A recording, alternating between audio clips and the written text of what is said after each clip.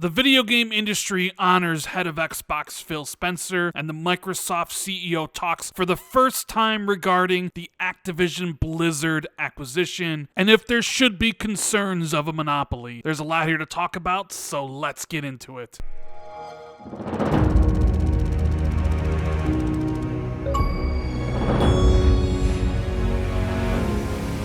What is going on, everybody? It is Randall Thor 19, the man with a million, back again with another video. I hope you're all having a great day. And if you guys can do me a big favor, make sure you hit that like button, subscribe if it's your first time here, and please share this video out on social media.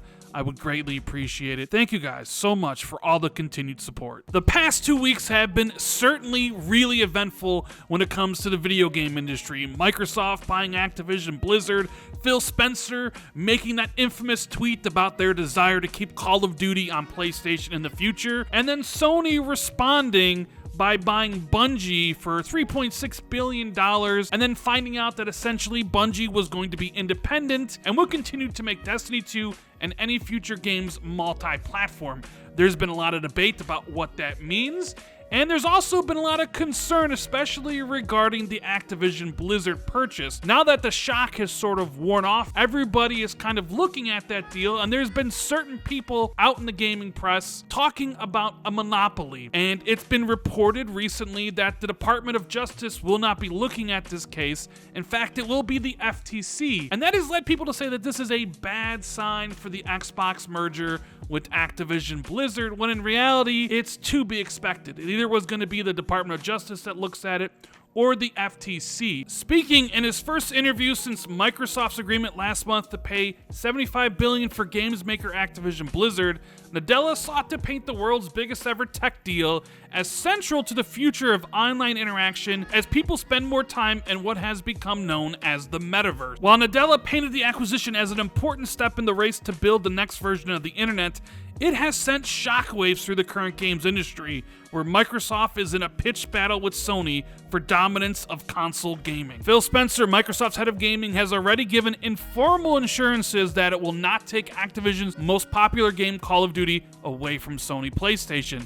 But Nadella suggested that Microsoft should not need to make any formal concessions to win regulatory appeal for the deal, because it would still be too small to have an anti-competitive impact. Quote, "At the end of the day, all the analysis here has to be done through a lens of what's the category we're talking about and market structure. Even post this acquisition, we will be number 3 with sort of low-teen share of the video games market.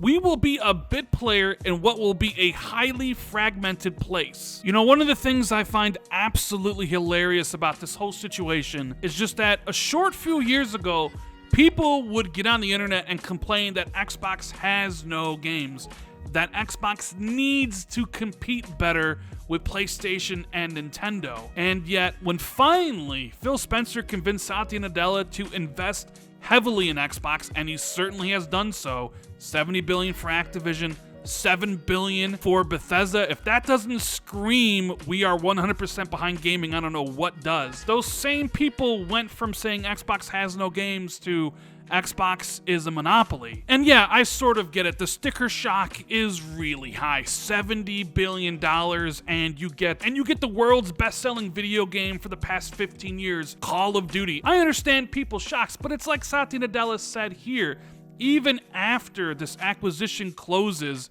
they're still in third place. They're still behind Tencent. They're still behind PlayStation. I don't know about you guys, but I find this whole idea that Microsoft is this big monopolistic beast that's going to harm the video game industry just a complete joke of a thing. There's so many other publishers out there making great content. There's independent developers springing up all the time, every single year. The video game industry is really healthy, and Microsoft just taking one publisher off the board doesn't suddenly mean they're going to own the entire video game market. I think for some people, it really comes down to the fact that they don't like to see Microsoft with a lot of power. They like the Xbox that they could make fun of. They liked being able to get on social media and laugh at Xbox fans because the only games that were coming out were Halo Wars 2 and Super Lucky's Tale. That Crackdown 3 was yet another 60 Metacritic game. They enjoyed laughing at Xbox. And now you have an Xbox that has the full weight of Microsoft behind it, that is trying to change the industry with Xbox Game Pass. And because of the need of content, they're going to acquire new studios. A lot of people are afraid. And those people want the government to step in to make it all better. And honestly, when you look at Activision Blizzard, they're a publisher that has a ton of problems that maybe Xbox can't even fix. The only game that Activision really puts out is Call of Duty, and that's been in decline for years.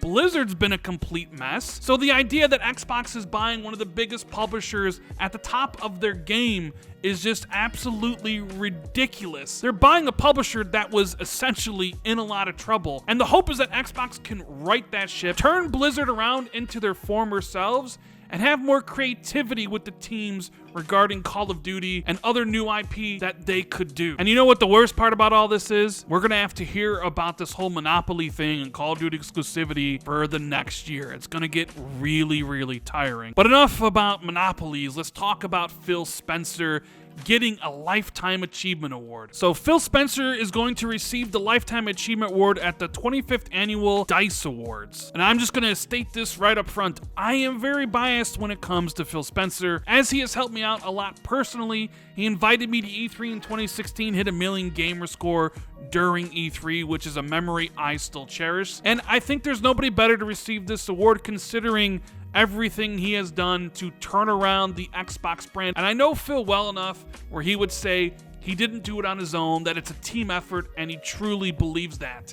But honestly, when you look at where Xbox was coming out of 2013, the Xbox brand was in an absolute disastrous place. It was getting destroyed by PlayStation, laughed at their E3 with the whole "this is how you share games." The vision that Don Matrick had just wasn't good enough, and the Xbox brand almost died because of it. And then Phil was tasked with picking up the pieces. The ship was basically sinking, on fire, and he turned it around. And just think of all the different things he had to deal with when he took over. Consumer confidence in Xbox was at an all-time low. Your competitors were making fun of you at any chance they could get.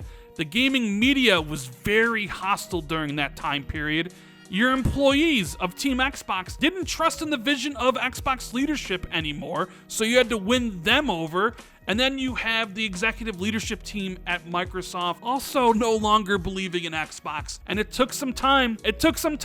But Phil turned around the ship, and look where we're at now. The Xbox Series X and S, fastest selling Xbox ever, which really shouldn't be possible considering we're coming off a generation where Xbox wasn't liked at all. And their first-party acquisitions really haven't put anything out just yet. And still, people are excited about the future. Just to drive this point home, I wanted to read this little blurb from the website.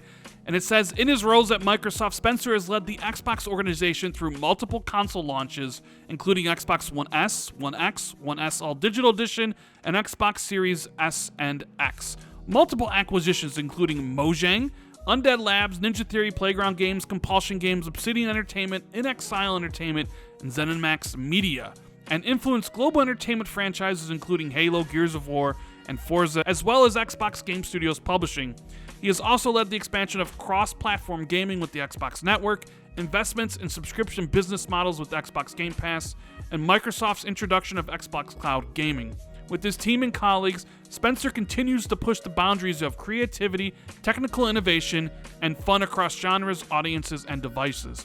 Quote, Phil Spencer has demonstrated both passion and leadership throughout his entire career at Microsoft. He's responsible for countless impactful and pivotal initiatives that have reverberated throughout the entire gaming industry. On behalf of the Academy's Board of Directors, we are looking forward to celebrating Spencer's important impact in video game history by presenting him with our Lifetime Achievement Award. Congrats, Phil. You deserve it. Anyways, guys, that's the video. I really hope you enjoyed it, and if you did, make sure you hit that like and subscribe button. Share this video out on social media. Hit that notification bell. Thank you guys so much for taking the time out of your day to watch the video. I truly appreciate it. And I'll see you in the next one. Later.